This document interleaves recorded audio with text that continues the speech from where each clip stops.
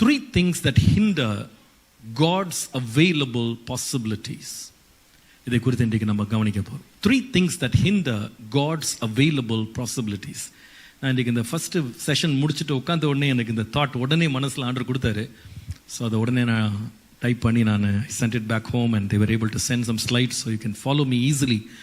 So இதில் இன்றைக்கி நம்ம கவனிக்க போகிற காரியம் நம்ம நம்ம இந்த 7 காரியங்களை ஒரு எஜமான் அவருடைய குணங்களை நம்ம பார்த்தோம். இப்போ நம்ம இந்த 2வது செஷனில் இந்த 7 பாசிபிலிட்டிஸ் 7 குணங்கள் தேவனுடைய குணங்களாக நம்ம பாவித்து அந்த ஊழியர்களுடைய பிரச்சனை என்னன்னு சொல்லி நம்ம கவனிக்க போகிறோம். ஸோ ஆண்டவர் இந்த 7 குணங்கள் உள்ளவராக ஒரு எஜமானாக அவர் இருந்தாலும் இந்த 7 குணங்களை உடைய பூரணமான ஒரு ஒரு அருமையான ஒரு எஜமானா இருந்தால் கூட அந்த 3 சர்வன்ட்ஸில் ஒரு servant just got it all wrong. அந்த மனுஷன் கிடைச்ச ஆப்பர்ச்சுனிட்டிஸ் பாசிபிலிட்டிஸ் எல்லாத்தையும் வேஸ்ட் பண்ணதை நம்ம பார்க்குறோம். இன்னைக்கு கூட ஆண்டவர் நமக்கு நிறைய ஆப்பர்ச்சுனிட்டிஸ் கொடுக்குறாரு. நிறைய கிருபைகளை தர்றார். நம்ம டிசர்வ் பண்ணுறதை விட அதிகமாகவே நமக்கு தருகிறார் இல்லையா? அப்போ அந்த சங்கீதக்காரன் சொல்லும்போது என் பாத்திரம் நிரம்பி வழிகிறதுன்னு சொல்கிறார். அந்த அளவுக்கு தான் கர்த்தர் நம்மளை ஆசீர்வதிக்கிறார். He gives more than we deserve. He gives more than what we ask and think. நாம் வேண்டிக் கொள்வதற்கும் நினைப்பதற்கும் மிகவும் அதிகமாய் செய்கிறார் என்று சொல்லி வாசிக்கிறோம். அவ்வளோ ஒரு தாராள தயாள குணமுள்ள ஒரு தேவன் தான் நம்முடைய தேவன். ஆனால் இவ்வளவு நற்குணங்களை அவர் வைத்திருந்தாலும் இந்த ஒரு ஊழியக்காரன் தனக்கு கிடைத்த ஆப்பர்ச்சுனிட்டிஸை வேஸ்ட் பண்ண. அதில் பைபிளில் இந்த ஊழியக்காரன் இவ்வளவு ஆப்பர்ச்சுனிட்டிஸ் ரிசோர்ஸஸ் இவ்வளோ சான்சஸ் அவனுக்கு கிடைச்சா கூட அவன் வேஸ்ட் பண்ணி அது ஒன்றும் இல்லாமல் போனதுக்கு 3 காரணங்களை அதே ஓமானத்தில் படிக்கிறோம். Number 1, maybe you want to write it down.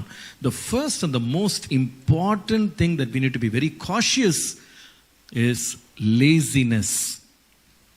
எழுதுங்க, laziness, சோம்பல்.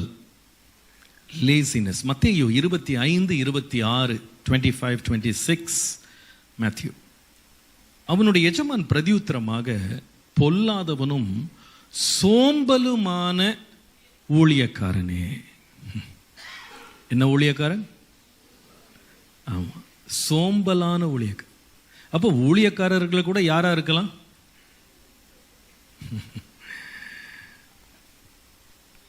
பட்டம் ஊழியக்காரன் தான், பதவி ஊழியக்காரன் தான், அபிஷேகம் ஊழியக்காரன் தான். அந்த ஊழியக்காரன் எப்படி இருக்க முடியும்னா சோம்பலா இருக்க முடியும். இந்த சோம்பலா இருக்கிற ஊழியக்காரனை பார்த்தா கொஞ்சம் ஷாக்கிங்கா இருக்கு. ஏன்னு சொன்னா கிட்டத்தட்ட 8 தாலந்து, அதாவது 48,000 தினாரி பணத்தை சம்பாரிச்சு வச்சிருந்த ஒரு மனுஷன் கால் நீட்டி போட்டு அவர் தூங்கலாம். அவரே என்ன பண்றாருன்னா வெளிநாட்டுக்கு பயணம் பண்ணிக்கிட்டு பிஸ்னஸ் எக்ஸ்பேண்ட் பண்றதுக்கு அவர் ஓடிக்கிட்டு இருக்காரு. ஆனா சும்மா உட்காந்து 6,000 தினாரிய கையில வாங்கினவனுக்கு அந்த காசு இன்வெஸ்ட்மெண்ட் கேம் ஃப்ரீ. எஜமான் ஓடுறாரு, அவர் சுறுசுறுப்பா இருக்காரு. The master is so studious. ஆனா ஊழியக்காரனை பார்த்தீங்கன்னா ஃப்ரீயா கிடைச்ச இன்வெஸ்ட்மெண்ட்டை வேலை செய்யறது கூட அவருக்கு என்ன இருக்கு? சோம்பல் ஆயிடுச்சான். அதை கூட செய்ய மாட்டேன்னு உட்காந்துட்டு. நம்ம இந்த காரியத்தில் ரொம்ப கவனமா இருக்கணும். கர்த்தருடைய ஊழியத்தை நாம் எப்படி செய்ய வேண்டும் என்று வேதம் சொல்லுதுன்னா உற்சாக மனதோடு செய்யணும். சோம்பேறிகளுக்கு ஆண்டவர் எப்பவுமே துணை போகவே மாட்டார். இல்லை, தன் வேலையில் ஜாக்கிரதை உள்ளவனை கவனித்தாயானால் அவர்கள் நீசருக்கு முன்பாக நில்லாமல் ராஜாக்களுக்கு முன்பாக நிற்பார்கள். Have you seen a man diligent in his business? நீதிமொழிகள் 22:29. Have you seen a man diligent in his business? He will not stand before mean people. He will stand before kings. இப்போ கர்த்தர் நமக்கு எதுக்கு பலன் கொடுக்கிறார், சத்துவம் கொடுக்கிறார்னா நம்ம வாழ்க்கையை சோம்பல்ல கழிப்பதற்கு அல்ல. அதாவது சோம்பலுக்கு ஒரு சரியான டெஃபினேஷன் பைபிளில் what do you mean by laziness அப்படின்னு கேட்டால் ஒரு வசனம் சொல்கிறேன். அது probably it will give a little bit of light on what laziness is all about. நீதிமொழிகள் 21:25. நீதிமொழிகள் 21:25. சோம்பேறியின் கைகள் வேலை செய்ய சம்மதியாததினால் அவன் ஆசை அவனை கொல்லும். English it's very interesting. The desire of the lazy man kills him because his hands refuse to work. It is not that he cannot work. வேலை செய்ய முடியாததினால்னு போடல, வேலை செய்ய சம்மதியாததினால். அப்ப லேசினஸ்ன்றது என்னன்னா வேலை செய்ய முடியலன்றது. It's not a handicap. You don't have any challenges in your body. It's simply that you don't like to work. You don't like to work. இந்த சோம்பல் ஊழியனுக்கு இருக்கவே கூடாது. அதாவது இன்னைக்கு ரொம்ப ஷார்ட் டைம் இருக்கு, நமக்கு வேகமாக நான் டீச் யூ சம்திங். சம்டைம்ஸ் நம்மளுக்கு தெரியாமலே இந்த லேசினஸ் நமக்குள்ள க்ரீப் ஆகிடும். we get comfortable. நம்ம கொஞ்சம் க்ரீப் ஆகிட்டு நம்ம கொஞ்சம் லேசியாக மாறிடுவோம். எதுவுமே ஒர்க் நடக்காமல், எந்த ப்ரோக்ரஸும் இல்லாமல் சில வெளியில் நம்ம அப்படியே கம்ஃபர்ட் ஜோனில் ஸ்லோ டவுன்லாம் ஆகிடுவோம். இதை பிரேக் பண்ணுறதுக்கு 3 காரியங்களை பைபிள்லேருந்து உங்களுக்கு சுட்டி காட்டுறேன், வேணா எழுதிக்கிடுங்க. I would call this ABC for overcoming laziness. ABC for overcoming laziness. Probably it will be some good boost இன்னைக்கு சில பேருக்கு. அது வைட்டமின்ஸ் மாதிரி கொஞ்சம் இருக்கலாம். ABC. A stands for don't associate with the lazy. A for don't associate with the lazy. சோம்பேறிகளோடு சேராமல் இருப்பது நல்லது. எபிரேயர் 6ஆம் அதிகாரம் 11-12. எபிரேயர் 6:11-12. நீங்கள் அசதியாயிராமல் அல்லது சோம்பராயிராமல் வாக்குத்தத்தமான ஆசீர்வாதங்களை விசுவாசத்தினாலும் நீடிய பொறுமையினாலும் சுதந்திரித்துக் கொள்ளுகிறவர்களை பின்பற்றுகிறவர்களாய் இருந்து உங்கள் நம்பிக்கையின் பூரண நிச்சயமாகும்படி நீங்கள் யாவரும் முடிவு பரிந்தும் அப்படியே ஜாக்கிரதையை காண்பிக்க வேண்டும் என்று ஆசையா இருக்கிறோம். அப்போ சோம்பலா இருக்கிறவங்களோட சேராதீங்கன்னு சொல்றாரு. இனத்தோட என்ன பண்ணிரும், சேர்ந்துரும் இல்லையா?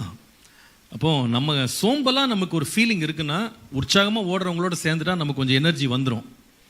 சோம்பேறிகளோட சேர்ந்தா நாமளும் என்னவாயிருவோம், சோம்பேறிகளா மாறிடுவோம். அதனால நீங்க ரொம்ப ரெஸ்ட் ரிலாக்ஸ், லே டவுன், லே பேக், அந்த மாதிரி லைஃப்ஸ் வாழ்றவங்களோட நீங்க ஹேங் அவுட் பண்ணீங்கன்னா உங்களுக்கும் சோம்பல் வந்துடும். So stay away from people who don't like to work. நான் சில வேளையில் பார்த்துருக்கேன், சில பேர் தே cannot ஒர்க்.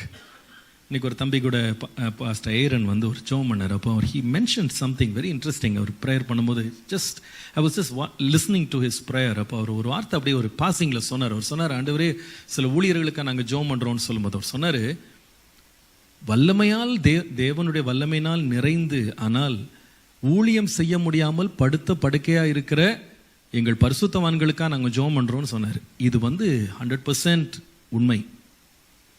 நிறைய பரிசுத்தவான்கள் இருக்காங்க, அவங்க ஏஜை கிராஸ் பண்ணிட்டாங்க, அவங்களுக்கு ஹெல்த்தை இழந்துட்டாங்க, but they got fire in their bones. அவங்களுக்கு மட்டும் ஹெல்த் மட்டும் இருந்தால் நம்மளை மாதிரி டபுள் ஸ்ட்ரென்த்தில் ஓடுவாங்க, நம்ம செய்கிறதுல 2 மடங்கு செய்வாங்க. ஆனால் நீங்கள் அப்படிப்பட்ட ஆவியில் உற்சாகம் உள்ள ஊழியர்களோட ஒரு 10 நிமிஷம் பேசினா கூட இன்னொரு 10 வருஷம் ஓடணும்னு ஒரு ஆசை உங்களுக்கு வரும் இல்லையா? நீங்கள் அப்படிப்பட்ட ஊழியர்களை அடிக்கடி கனெக்ட் பண்ணுங்க. நானும் சில பேர் வச்சுருக்கேன் லைஃப்பில், சில ஊழியர்கள், மூத்த ஊழியர்கள், அவங்கள அடிக்கடி நான் போய் கனெக்ட் பண்ணுவேன். போய் சும்மா உட்காந்து அவங்களோட பேசுகிறதே எனக்கு ஒரு எனர்ஜி கொடுக்கும். அவங்க சில காரியங்கள், அவங்களுக்கு இப்போ பழைய மாதிரி ஊழியம் செய்ய முடியல. சில பேர் பெட்ரிடன் ஆயிட்டாங்க. சில பேர் வெளியே எங்கேயுமே போகிறதில்ல, தம்பி சர்ச்சை விட்டால் வேறு எங்கேயுமே நான் போகிறதில்ல, எனக்கு ஹெல்த் எனக்கு ஒத்துழைக்க மாட்டேங்குதுன்னு சொல்கிறாங்க.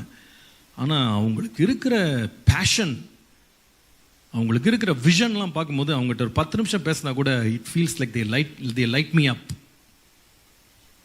அப். ஸோ அந்த உற்சாக மனதுள்ளவர்களோடு நம்ம கூட இருக்கும்போது சோம்பல் நம்மளோட என்ன பண்ணிடும், ஓடியே போயிடும். So don't associate with the lazy. Number 2, it can be funny, but don't stay in bed for long. Don't stay in bed for long. பெட்ல படுக்கையை விட்டு சீக்கிரமா எழும்பணும். நீதிமொழிகள் 26:14 பாருங்க. நீதிமொழிகள் 26:14. கதவு கீழ் முளையில் ஆடுகிறது போல சோம்பேறியும் படுக்கையில் ஆடிக்கொண்டிருக்கிறான் அப்படின்னு போட்டு. படுக்கையில் என்ன செய்வாராம், ஆடிக்கொண்டிருக்கிறான். As the door turns on its hinges, so does a lazy person keep turning in his bed. அதாவது இது வந்து நம்ம சொல்ற தப்பா நினைக்காதீங்க. நம்ம எல்லாருமே டயர்ட் ஆகுறோம். எதுக்கு படுக்க போறோம்னா, டயர்ட்னஸ் வெளியே போகணும் தான் படுக்கிறோமே தவிர, ஒண்ணுமே செய்யறதுக்கு இல்லைன்னு சொல்லி படுத்து கிடந்தீங்கன்னா, இந்த சோம்பலி நாவி நம்ம மேல பிடிச்சிரும். சில பிள்ளைங்க பார்த்தீங்கன்னா, ஸ்கூலுக்கு ஒரு நாள் லீவ் விட்டா, the whole day they sleep. அவங்கள கேட்டு பாருங்க, "உனக்கு உண்மையா தூக்கம் வருதான்னு கேட்டா, சும்மா வரல, தூக்கம்லாம் வரல. சும்மா they want to roll in the bed." அவங்களுக்கு அந்த 8 ஹவர்ஸ்க்கு மேல they are mostly very relaxed. அதுக்கப்புறம் அவங்களுக்கு அந்த டயர்ட்னஸ்லாம் போயிடும். ஆண்டவரே நியமிச்சது அவ்வளவுதான். ஆனா, அந்த சோம்பல்ல பெட்டை விட்டு எழும்ப என்ன பண்ணாது? மனசு வராது. ஒரு ஊழியக்காரன் மட்டும் அப்படி இருக்கவே கூடாது. ரிலாக்ஸ் பண்றது தப்பே இல்லை. எதுக்காக நான் ரெஸ்ட் பண்றேன்னா, ரிஃப்ரெஷ் ஆகிறது தான் ரெஸ்ட் பண்றேனே தவிர, தூங்குறதுக்குனே தூங்க போகக்கூடாது. புரியுதுங்களா நான் சொல்றது? எதுக்கு தூங்க போகணும்னா, எப்போ எழும்பலாம்னு நினைச்சிட்டு தான் தூங்க போகணும். அதாவது படுக்க போறதுக்கு முன்னாலே நாளைக்கு நம்ம எத்தனை மணிக்கு எழும்பணும்னு தீர்மானம் பண்ணணும். கர்த்தர் எழுப்பும் போது நான் எழும்புவேன்னா, அம்மா எழுப்புறது கூட ரொம்ப கஷ்டமாயிடும். அது வந்து அப்படி நம்ம செய்யும். Before you go to bed make a plan when to wake up. எப்போ எழும்புவேனோ அப்பதான் எழும்புவேன்னு நினைச்சீங்கன்னா எழும்பவே தோணாது. You don't feel like waking up. Make a plan to wake up. Lazy people and their beds are good companions. Yes. சோம்பேறிகளுக்கும் படுக்கைக்கும் ரொம்ப நெருங்கிய நட்பு இருக்கும். அதனால ரொம்ப கேர்ஃபுல்லா இருக்கணும். ஏன்னா நீங்க நீதிமொழிகள் 6ஆம் அதிகாரம் 9-10 வாசித்தீங்கன்னா, சோம்பேறியே நீ எவ்வளவு நேரம் படுத்திருப்பாய் தெரியாது, எவ்வளவு நேரம் உன் தூக்கத்தை விட்டு எப்பொழுது உன் தூக்கத்தை விட்டு எழுந்திருப்பாய் அதுவும் தெரியாது. இன்னும் கொஞ்சம் தூங்கட்டும், இன்னும் கொஞ்சம் உறங்கட்டும், இன்னும் கொஞ்சம் கை முடுக்கி கொண்டு நித்திரை செய்யட்டும் என்பாயோ அப்படின்னு. தூக்கம் மட்டும் இனஃப்னே சொல்லாது. ஆமா, எனக்கு பைபிள் காலேஜில் ஒரு ப்ரொஃபஸர் இருந்தார். அவர் என் கிளாஸை பார்த்து கேட்டார், what is the meaning of the word enough அப்படின்னு கேட்டார். What is the meaning of the word enough? நாங்கள் எங்களுக்கு ட்ரை பண்ணி என்னென்னமோ சொன்னோம். இனஃப்னா இதான் டெஃபினிஷன். கடைசியில் சொன்னார், யூனோ வாட் இஸ் இனஃப்? எ லிட்டில் மோர் இஸ் இனஃப்னாரு. இனஃப்னா என்ன தெரியுமா? Little more is enough. Biryani போடும்போது போதுமானு கேளுங்க, இன்னும் கொஞ்சம் போடுங்க, அவருக்கு போடுங்க, அப்படி எனக்கும் ஒரு பீஸ் போடுங்க. You never say enough. It's always little more. தூக்கம் அதே மாதிரி தான். தூங்கின பிறகு எழுமணுமான்னு கேட்டா இன்னும் கொஞ்சம். நம்ம பிள்ளைக்கு சொல்ல மம்மி 5 minutes, இன்னொரு 5 minutes கொடுங்க. அந்த மாதிரி நம்ம கேட்கவே கூடாது. Don't stay in bed. That's number 2. Number 3, C for, if you want to break laziness, don't be choosy. C for choosy. Don't be choosy. இதை தான் செய்வேன் அப்படின்னு நம்ம நினைக்கவே கூடாது. பிரசங்கி 9:10, எக்லீசியாஸ்டிஸ் chapter 9 and verse 10, செய்யும்படி உன் கைக்கு நேரிடுகிறது எதுவோ அதை உன் பலத்தோடே செய். எதை செய்யறது கர்த்தர் உன் கையில வாய்க்க பண்ணுகிறாரோ அதை செஞ்சிடணும். அப்பதான் நம்ம லேசினஸை பிரேக் பண்ணுவோம். சிங்கப்பூர்ல பல வருஷத்துக்கு முன்னால நான் ஒரு முறை ஒரு காரியமா நான் இங்க வந்திருக்கும் போது ஒரு மனிதனை நான் மீட் பண்ணேன். அவர் எங்க காரை டிரைவ் பண்ணார். He was just a chauffeur. அவர் ஒரு பாசிங்ல ஒரு கமெண்ட் சொன்னாரு. அது நான் கேட்டு 25 years ஆயிடுச்சு, மனசுல இன்னும் நிற்கும். He said, the principle of my life is don't be lazy, don't be choosy. That's a very powerful statement. நம்ம ஊழியத்துல கூட இதை தான் செய்வேன், இதெல்லாம் செய்ய மாட்டேன் அப்படின்னு நீங்க சூஸியா இருந்தீங்கன்னா உடனே லேசினஸ் உள்ள வந்துடும். கைக்கு கர்த்தர் நேரிடும்படி எதை கொடுக்கிறாரோ அதை முழு பலத்தோடு நம்ம என்ன பண்ணணும், செய்யணும். அதாவது ஒரு லெவலுக்கு ஊழியெல்லாம் வளர்ந்த பிறகு கூட நான் சின்ன கூட்டத்துக்கெல்லாம் போக மாட்டேன், நான் சின்ன வீட்டுக்கெல்லாம் நான் விசிட் பண்ண மாட்டேன், நான் பர்சனலாக ஒருத்தரை வந்து நான் மீட் பண்ணி அவங்ககிட்டலாம் பேச மாட்டேன் அப்படின்லாம் நீங்கள் வந்து ஒரு ரெஸ்ட்ரிக்ட் பண்ணிட்டீங்கன்னா you will very soon lay in bed. அப்படி செய்யாதீங்க. கர்த்தர் உங்கள் கையில் என்ன கொடுக்குறாரோ அதை என்ன பண்ணுங்க, முழு பலத்தோட செய்யுங்க. அதனால எந்த ஆப்பர்ச்சுனிட்டி உங்கள் சர்ச்சில் மினிஸ்ட்ரி ஆப்பர்ச்சுனிட்டி உருவாகலன்னா நீங்களே உருவாக்கிக்கிடுங்க, அதான் நல்லது. Arrange ministry opportunities and don't be worried, a small crowd or a big crowd, it doesn't matter. ஒரு முறை நான் ஒரு கூட்டத்துக்கு எங்கள் சர்ச்சில் வீட்டில் ஒருத்தர் வந்து கேட்டார், பாஸ்டர் எங்கள் வீட்டுக்கு வாங்க, ஒரு மீட்டிங் அரேஞ்ச் பண்ணியிருக்கேன், என் ரிலேட்டிவ்ஸ்லாம் கூப்பிட்ருக்கேன், நீங்கள் வாங்கன்னாரு. சரி வரேன் அப்படின்னு. அந்த டேட்டு நான் ஃப்ரீயாக தான் வந்துடுறேன் அப்படின்னு சொன்னேன். அப்போ அவர் உடனே தயங்கி சொன்னார், பாஸ்டர் நாங்கள் 10 பேர் தான் இருப்போம், உங்களை கூப்பிட்ற கஷ்டமாக இருக்குது அப்படின்னு சொன்னார்.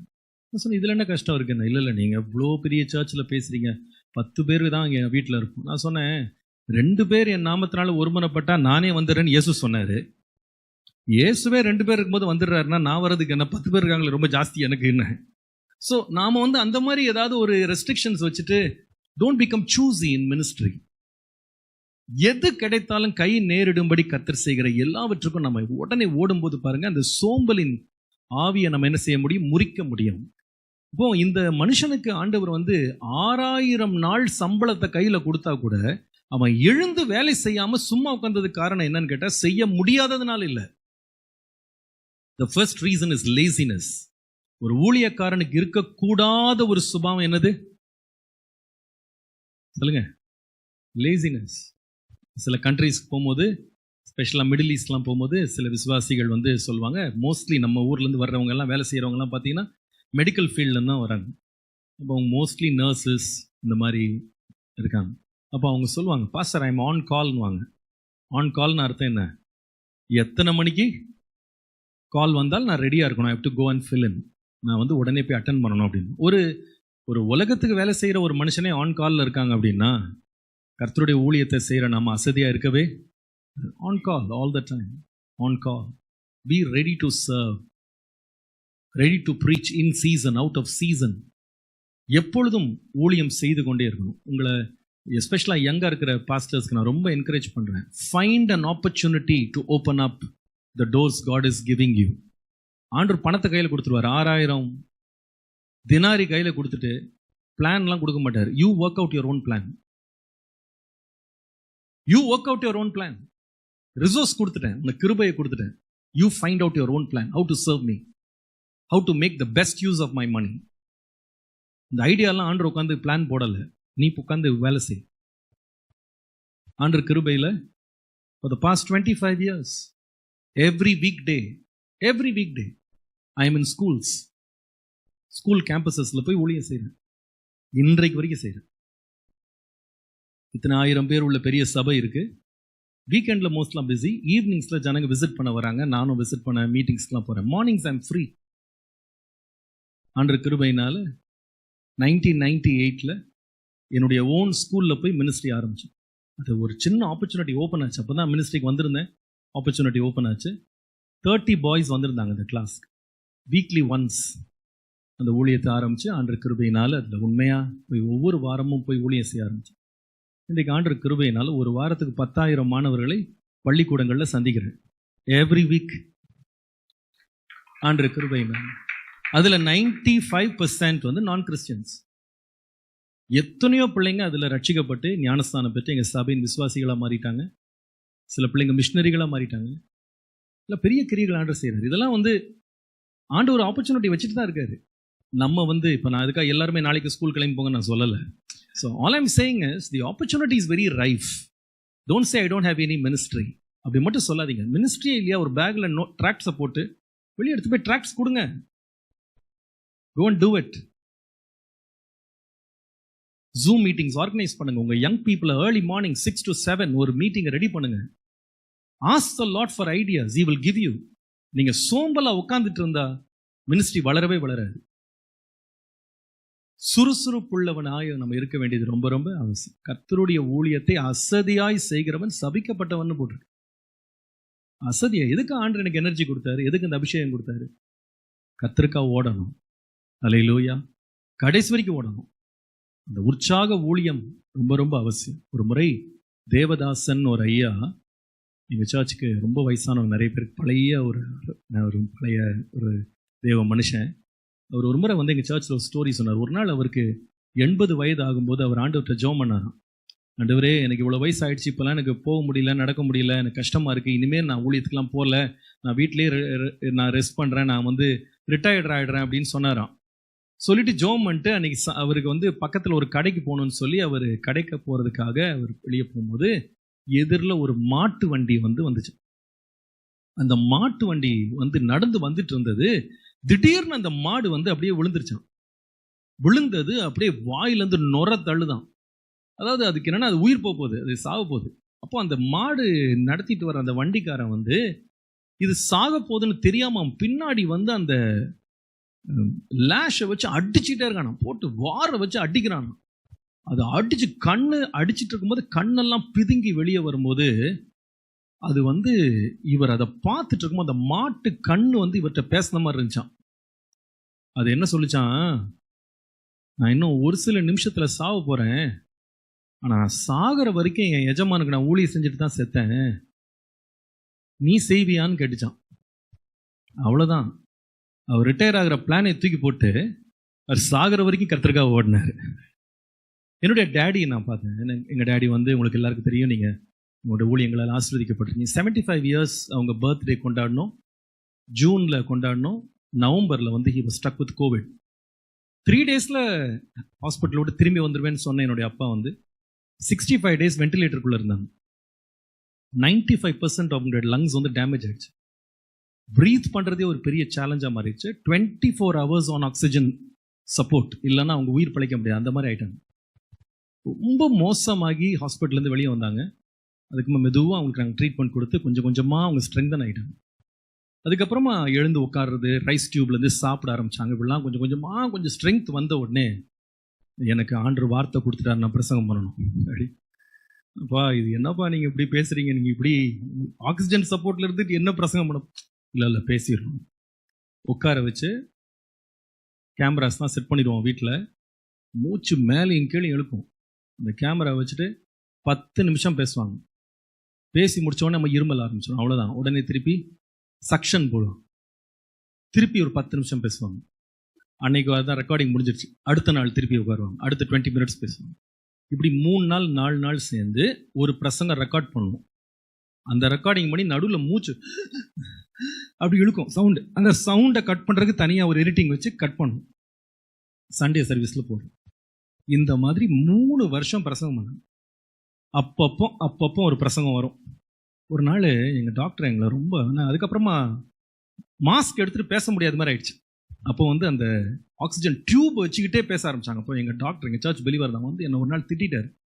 எங்க உங்களுக்கு ஏதாவது மனசாட்சி இருக்கா? அவர் ஒரு பேஷண்ட், அவரை வச்சுட்டு இப்படி பேச வைக்கிறீங்களேன்னு சொன்னோடனே, நாங்கள் என்னென்ன நாங்கள் பேச சொல்கிறோம், அவர் தான் விட மாட்டேங்கிறாரு, பேசியே ஆவேன்றாரு. அப்போ நான் உடனே ஒரு நாள் அப்பாட்ட போய் தனியாக பேசினேன். அப்பா வேண்டாம்ப்பா, நீங்கள் 50 இயர்ஸ் ஊழியம் பண்ணிட்டீங்க, இப்போ எதுக்கு நீங்கள் அந்த இதை டியூபை போட்டு பேசுகிறீங்க, ரொம்ப பார்க்குற கஷ்டமாக இருக்குது, நீங்கள் கொஞ்சம் ரிலாக்ஸ் பண்ணுங்க. இப்படி சொன்னது தான் என்னை பார்த்தாங்க. தொடர்ந்து பேசினா என்ன ஆகும் அப்படின்னு கேட்டாங்க. எனக்கு என்ன பதில் சொல்கிறேன்னு தெரியல. செத்து தானே போவேன். எங்க பாஸ்டர் வந்து படுக்கையில கால் நீட்டி போட்டு ரிலாக்ஸ் பண்ணிட்டு செத்தாருன்னு ஒரு விசுவாசி சொல்லக்கூடாது. சாகர வரைக்கும் எங்க பாஸ்டர் ஊழியம் செஞ்சுட்டு தான் செத்தாருன்னு சொல்லணும். அதே போல அவருடைய மரணம் வரைக்கும் ஊழியம் செஞ்சார். நான் அதெல்லாம் பார்க்கும்போது நான் நினைக்கிறேன், ஆண்டவர் நல்ல சுகமும் பலனும் கிருபையும் கொடுத்துருக்கிறாருன்னா லேசியா இருக்கிறதுக்கு நம்ம என்ன பண்ணக்கூடாது, திரும்பவே கூடாது. So first thing we should be very cautious. ஆண்டவர் இவ்வளோ கிரேஷியஸாக நம்ம கொடுக்கறதுல laziness is number 1. ரெண்டாவது, write it down please, lame excuses. தமிழ்ல சொல்லணும்னு நொண்டி சாக்கு, லேம் எக்ஸ்கியூஸ். இவர் கொடுத்த லேம் எக்ஸ்கியூஸ் பாருங்களேன். இவர் ஏன் வந்து இந்த கொடுத்த அந்த ஒரு தாளந்தை வந்து யூஸ் பண்ணலன்னு கேட்டா, மத்தேயு 25:25 அவர் சொல்றாரு, நான் பயந்து போய் உம்முடைய தாளந்தை நிலத்தில் புதைத்து வைத்தேன். இவர் கொடுத்த எக்ஸ்கியூஸ் என்ன? பயந்துட்டாராம். நான் யோசிச்சு பார்த்தேன், உண்மையா யார் பயப்படணும் தெரியுமா? எஜமானுக்கு தான் பயம் வந்திருக்கணும். 6000 நாள் சம்பளத்தை இவன்ட்ட கொடுத்துட்டு போறோமே, இவன் என்ன பண்ணுவானோ தெரியலையேன்னு அவருக்கு தான் பயம் வரணும். ஆனா இவன் சொல்றான், இவருக்கு பயம் வந்துருச்சான். இவர் பக்கத்திலே தான் கூட ஒருத்தன் 30,000 தினாரி வாங்கிட்டு அவனும் வேலை செஞ்சுட்டு இருக்கான். இன்னொருத்தன் 12,000 தினாரி வாங்கிட்டு அவனுக்கு பயம் வரல. இவர் ஒரே ஒரு தாளந்தை வாங்கி வச்சுட்டு இவருக்கு என்ன வந்துச்சு? பயம். அது என்னன்னா, இது என்னன்னு பேசிக்கலா நினைச்சா, இவர் பயந்தாள் நினைக்கிறீங்களா? சொந்த எஜமான்ட்ட என்னென்னலாம் கிரிட்டிசிசம் பண்றதுக்கெல்லாம் பயம் வரல இவருக்கு. இவர் லேஸ்பட்ட ஆள் கிடையாது. இவர் பயந்தாள்னா நீங்க நினைக்காதீங்க, இதெல்லாம் சும்மா ஒரு சாக்கு போக்கு, சும்மா ஏதாவது ஒரு ஆல்வேஸ் கிவ் அ லேம் எக்ஸ்கியூஸ். நம்ம வந்து ஊழியத்துல வந்து கர்த்தர் நம்ம கொடுத்த ஆசீர்வாதங்களை நம்ம சிதைத்து போடாம இருக்கிறதுக்கு நம்ம ரொம்ப ஜாக்கிரதையா இருக்க ஒரு காரியம் லேம் எக்ஸ்கியூசஸ். லேம் எக்ஸ்கியூசஸ். நீதிமொழிகள் 26:13-14 வாசிப்பீங்களான்னா, அங்க வேதம் சொல்லுது, ஒரு சோம்பேறி வந்து என்ன செய்வான் தெரியுமா? வெளியிலே சிங்கம் இருக்கிறது, நான் வெளியே போனால் அது என்னை பட்சித்து விடும் சொல்லி வேலைக்கு போக மாட்டானா. அவனுக்கு ஏதாவது ஒரு சாக்கு வேணும். வெளியே போகாம இருக்கிறதுக்கு ஒரு சாக்கு போக்கு கண்டிப்பா கிடைக்கும். If you search for an excuse you will find one. கண்டிப்பா நீங்க அதுக்கெல்லாம் ஜெபிக்கலாம் வேண்டாம், உபவாசம் எடுக்க வேணாம். நீங்க சாக்கு போக்கு தேடினீங்கன்னா அது கண்டிப்பா உங்களுக்கு இருக்கிற இடத்துல வந்து ஹோம் டெலிவரியே வந்துடும்.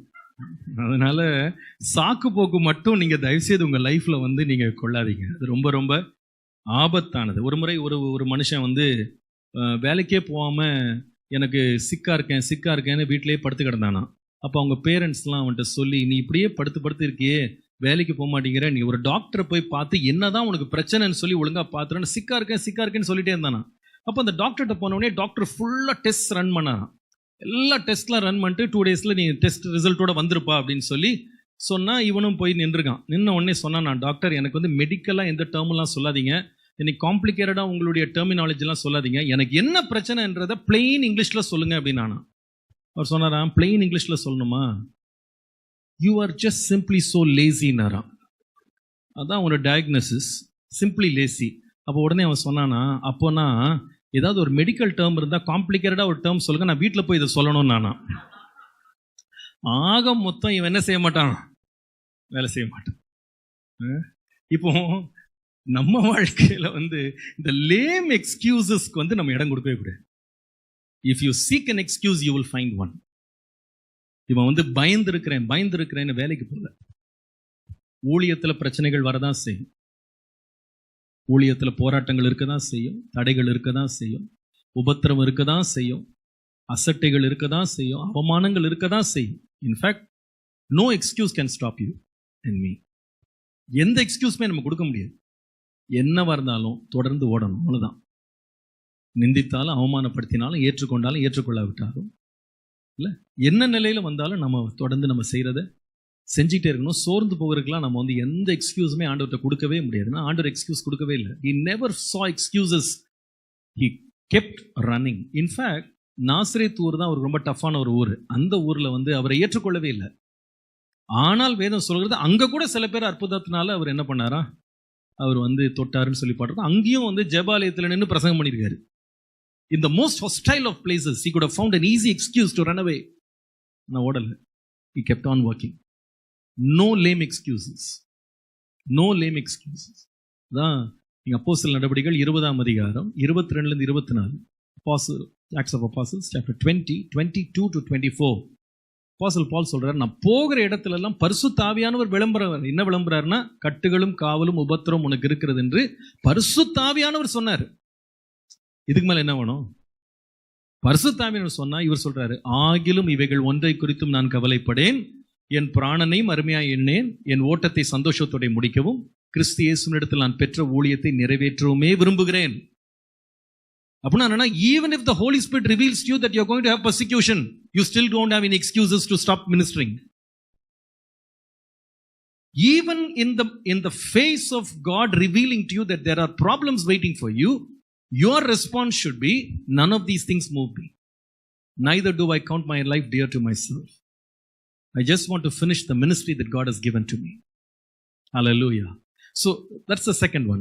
First one is laziness.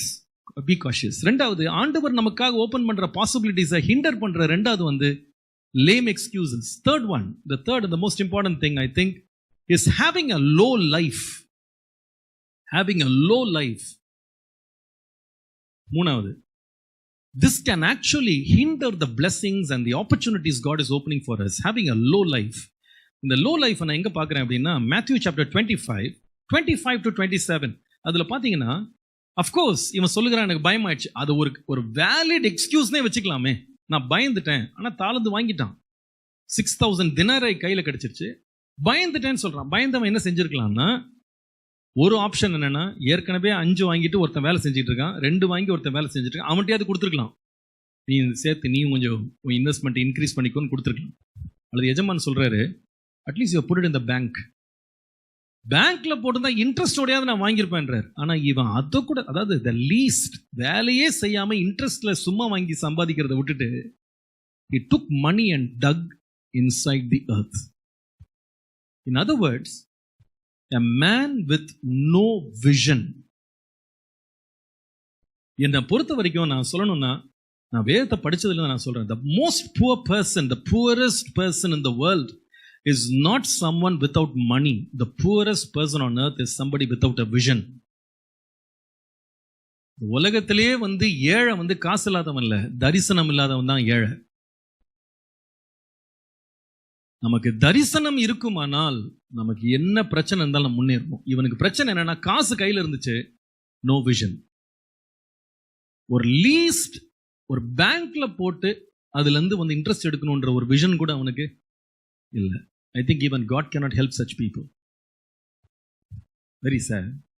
நான் எப்பவுமே சொல்வேன், before God begins a mission, he always starts with a vision. That's how God plays. அவருடைய பிளே புக்கே பார்த்தீங்கன்னா gives vision. நம்ம எல்லாத்துக்கும் மேல ஆண்டவர்கிட்ட ஜெபிக்க வேண்டியது, give me a vision Lord.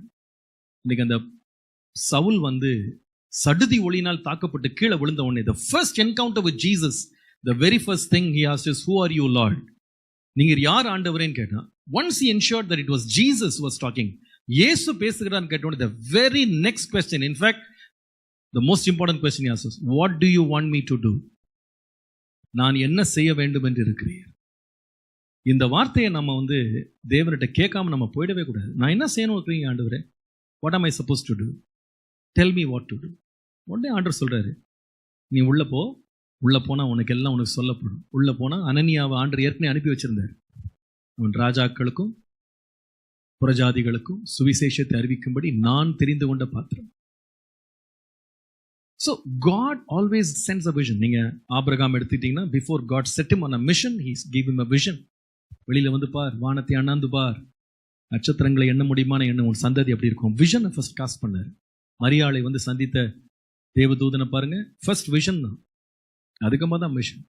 அந்த விஷனுக்கு ஒருத்தங்க தங்களை கமிட் பண்ணும்போது, here am my lord, I am the lord's handmaid, நான் தேவனுக்கு அடிமை சொன்ன உடனே மிஷன் ஆரம்பிச்சிருச்சு. நம்மகிட்ட நிறைய பேர் நினைக்கிறோம், நம்ம மினிஸ்ட்ரியில மினிஸ்ட்ரியில நிறைய பேர் நினைக்கிறாங்க, நமக்கு இருக்கிற பெரிய problem money. I tell you, money is not a problem. I can tell it to you from my own experience, money is not a problem. When my daddy passed away, we were left with a 100 crore project. எங்க search 100 crores ஆகுது கட்டுறதுக்கு. எங்க daddy personal அக்கௌண்ட்லயும் காசு வைக்கல, search அக்கௌண்ட்லயும் காசு வைக்கல. Was literally left with an empty hand. ஒண்ணுமே கிடையாது. ஆனா ஒண்ணுதான், there was a vision. ஆனா by God's grace 5 வருஷமா ஆண்டவர் கிருபையால அந்த கட்டடத்தை கட்டிட்டே இருக்கோம். இது வரைக்கும் no loans, no outstanding. Super naturally ஆண்டவர் அதை நிரப்புறாரு. மாசம் வாரம் என்ன தேவையோ ஆண்டவர் கொடுத்துறாரு. பேசிக் என்னன்னா, we don't have money but we have a lot of vision. அந்த விஷன் ஆண்டவர் ஃபீட் பண்ணுவார். இன்னைக்கு என்னன்னா, நம்ம நிறைய பேர் ஆண்டவர் எனக்கு நிறைய கொடுத்தீங்கன்னா நிறைய செய்வேன் அப்படிலாம் ஆண்டவர் யாரும் கொடுக்கவே மாட்டார். நீ என்ன செய்ய போற அது முதல்ல தெரிஞ்சுக்கோ, அதுக்கப்புறமா தேவையை நான் கொடுப்பேன் இல்லையா. Vision is very important. Vision இல்லாம நம்ம லைஃப் போயிடுச்சுன்னா we will live a low life. பாருங்க, இந்த ஆள்கிட்ட 6000 தினாரை கையில காசு இருக்கு, he did nothing. பணம் பிரச்சனை இல்லைங்க என்னை பொறுத்த வரைக்கும். in God's economy, money is nothing. Money is nothing. I'm very bold to say this. Money is nothing. நம்முடைய தேவைக்கு அதிகமா கொடுக்க தேவன் வல்லவர். பணம் ஒரு பெரிய பிரச்சனை கிடையாது. விஷன் தான். விஷன் இருந்துருச்சுன்னா ஆண்டவர் அதுக்கு வேண்டிய எல்லா தேவையும் காண்டு கொடுத்துருவார். விஷன் இல்லாம எம்டி ஆயிட்டோம்னா ஆண்டவர் நாளைக்கே 10 கோடி கொடுத்தா கூட நம்ம வேஸ்ட் பண்ணிடுவோம் அதை. Without vision. Do you know something? இந்த உலகத்துல நிறைய பேர் லாட்டரியில வின் பண்றாங்க தெரியுமா. லாட்டரியில சில பேர் ஜபம் கூட பண்றாங்க. ஆண்டவரே யார் யாருக்கோ லாட்டரி அடிக்குது, எனக்குலாம் அடிச்சா நல்லா இருக்கும் அப்படின்லாம் ஜபம் பண்றேன். நீ அப்படி ஜபம் பண்ணிடாதீங்க. பட் சில பேர் அப்படி ஆசைப்படுறாங்க. ஒருத்தனுக்கு 10 கோடி அடிச்சது, 20 கோடி அடிச்சதுலாம் சொல்றாங்க. நம்மளுக்குலாம் அடிக்க மாட்டேங்குது அப்படின்னு நம்ம நினைக்கிறோம். ஆனா உங்களுக்கு ட்ரூத் என்னன்னு தெரியுமா? உங்களுக்கு the reality is this. இந்த ராஃபிள் டிக்கெட்ஸ் வாங்கி ஓவர் நைட் மில்லியனியர் பில்லியனியர் ஆகிறாங்க தெரியுமா. 98% of them, 98% இந்த கோடீஸ்வரர்கள் ஒரே இரவுல கோடீஸ்வரர்களா மாறாங்கல்ல, 98% ஸ்டாட்டிஸ்டிக்ஸ் சொல்லுது அவங்க பிச்சைக்காரர்களாக தான் சாகுறாங்களாம். they die as beggars. ஏன் தெரியுமா? ஒரே நைட்ல 10 கோடி கையில வந்துருச்சு. 10 கோடி வச்சிருந்தா கூட சாகும்போது பிச்சைக்காரனா ஏன் சாகுறானா, அந்த 10 கோடி எப்படி செலவு பண்ண உனக்கு பிளான் இல்லை. So he goes and rampantly he starts spending. அன்ரீசனபிளா கொண்டு போய் இன்வெஸ்ட்மெண்ட்ஸ் பண்றது. அப்புறமா கடைசியில் பார்த்தீங்கன்னா ஒரே வருஷம் 2 வருஷத்துல he becomes empty. அதே இது ஒருத்தன் வந்து விஷன் வச்சிருந்தான்னா அவன் கை ஸ்டார்ட் பண்ணும்போது எம்டியா இருக்கும், முடியும் போது ஃபுல்லா இருக்கும். So vision is very important. நீங்க நிறைய பேர் வந்து யார்ட்டையாவது போய் நிற்கும் போது பாஸ்டர் எனக்கு இந்த தேவை இருக்கு, அந்த தேவை இருக்கு, எனக்கு இவ்வளோ வேணும் அவ்வளோ வேணும்லாம் நீங்க ரொம்ப அதை பத்தி ரொம்ப கவலைப்படுங்க. மணி பத்தி ரொம்ப கவலைப்படுங்க, இன்வெஸ்ட்மெண்ட்ஸ் பத்தி, உங்களுடைய நீட்ஸை பற்றிலாம் கவலைப்படுங்க. நான் ரொம்ப தாழ்மையா எங்க டேடி எங்களுக்கு சொல்லி கொடுத்த காரியங்களை நான் பார்த்துருக்கேன். பணத்தை பற்றி நீ கவலைப்படாது, கர்த்தர் என்ன சொன்னாரா செய், அந்த பணம் வேண்டியது வரும்னுவாங்க. அப்போ நம்ம வந்து விஷனை கரெக்டாக வச்சிடணும். இந்த மனுஷன்ட்ட பணம் இருந்துச்சு, விஷன் இல்லாதனால கர்த்தருடைய அத்தனை தயாளத்தையும் தாராளத்தையும் ஒன்றுமில்லாமல் நாசமாக்கிட்டான். ஆண்டவரே எனக்கு ஒரு ஸ்ட்ராங் விஷன், டீப் விஷன் எனக்கு தாங்க ஆண்டவரே. பாருங்க, விஷன் இல்லாமல் இருக்கிறது கொஞ்சம் டேஞ்சரஸான ஒரு பெர்ஸ்பெக்டிவ் நினைக்கிறேன். 3 words மட்டும் எழுதுங்களேன். If you don't have a vision you will actually waste your resources. நமக்கு விஷன் மட்டும் இல்லைன்னா நம்மளுக்கு ஆண்டவர் கொடுத்த நன்மைகளை நம்ம வேஸ்ட் பண்ணிடுவோம். இதுக்கு ஒரு கிளாசிக்கான எக்ஸாம்பிள் யாருன்னா அந்த இளையகுமாரன். இளையகுமாரன் வந்து என்னுடைய பங்கை எனக்கு பிரித்து கொடுங்கன்னு அப்பாட்ட கேட்டான். அவ்வளோ பங்கையும் அப்பா பிரித்து கொடுத்த பிறகு என்னங்க பண்ணாத, வேசிகள் இடத்துல போய் தன் ஆஸ்தியை அழித்து போட்ட உம்முடைய குமாரன்னு அண்ணன் சொல்றான். காசு வந்துருச்சு, but totally wasted. When you don't have a vision, you waste your resources. Number 2, when you don't have a vision, you will abuse your resources. You will abuse your resources. இந்த ஆண்டவர் கொடுத்த ஆசீர்வாதங்களை நாம ரொம்ப மோசமான காரியங்களுக்கு செலவு பண்ண ஆரம்பிச்சிருவோம். தவறான காரியங்களில் கொண்டு போய் இன்வெஸ்ட் பண்ண ஆரம்பிப்போம். Sometimes we can just spend it on ourselves, splurge பண்ண ஆரம்பிச்சிருவோம். என்ன பண்ணணுமே தெரியாம control ஃப்ரீக்கா மாறிடுவோம். We'll abuse it. Number 3, இந்த ஸ்டோரியை பார்க்கும்போது when you don't have a vision, you will actually hide your resources. உங்களுடைய நன்மைகளை, ஆசீர்வாதங்களை மறைக்க கூட நம்ம வந்து சோதிக்கப்படலாம். இன்னைக்கு இந்த 3 காரியங்களை கர்த்தர் நம்மை விலக்கி காக்கணும், நம்ம ஜெபிக்கணும். As we come to the close of this conference, ஆண்டவரே, as a servant of God, கர்த்தர் எந்த இடத்துல வச்சிருந்தாலும் the spirit of laziness மட்டும் என் மேல பிடிக்காம எப்பொழுதும் உற்சாகமாய் ஓட எனக்கு கிருபை தாங்க அப்படின்னு ஆண்டவர்கிட்ட கேட்கணும். 2வது, Lord, always keep me in a position where I never give lame excuses. ஆண்டவரே, நான் எப்பவுமே இந்த சாக்கு போக்குகளை சொல்லுகிறவனாய் நான் இல்லாதபடிக்கு நான் வந்து கர்த்தர் எனக்கு வைத்திருக்கிற நன்மைகளை நான் சிறப்பாக பயன்படுத்த கிருபை தரேன். 3வது, தரிசனம் இல்லாத லோ லைஃப் என் வாழ்க்கையில் இருக்கவே கூடாது. ஆண்டவரே, எனக்குள்ள ஒரு புதிய தரிசனத்தை தந்து, புதிய வெளிச்சத்தை தந்து, இந்த இடத்த விட்டு போகும்போது ஆண்டவரே உம்முடைய ஆலோசனையின்படி நீ நடத்தும் சொல்லுது இல்லையா, உம்முடைய ஆலோசனையின்படி நீர் என்னை நடத்தி முடிவிலே என்னை மகிமையிலே ஏற்றுக்கொள்ளுவீர். அந்த ஆலோசனை உண்மையில் என் கண்ணை வைத்து நான் ஆலோசனை சொல்லுவேன். நீ நடக்க வேண்டிய வழியை நான் உனக்கு காட்டுவேன். குருடரை அவர்கள் அறியாத வழியிலே நடத்தி அவர்களுக்கு தெரியாத பாதையிலே கொண்டு வந்து அவர்களுக்கு முன்பாக இருளை வெளிச்சமும் கோணலை செவ்வையுமாக்குவேன். இவைகள் எல்லாம் நான் அவர்களுக்காய் செய்து அவர்களை கைவிடாதிருப்பேன். நீங்க என்ன நடத்துங்கப்பா, உங்களுடைய ஆலோசனையின்படி நடத்துங்கன்னு கேளுங்க. கர்த்தர் முடிவு வரைக்கும் நடத்தி பெரிய காரியங்களை செய்து கர்த்தர் நம்மிடத்துல கொடுத்ததை 2 மடங்காக பெருக்கிறதற்கு கர்த்தர் உதவி செய்ய ஜெபம் பண்ணுவோம். கர்த்தர் உதவி செய்வாராக. ஆமென்.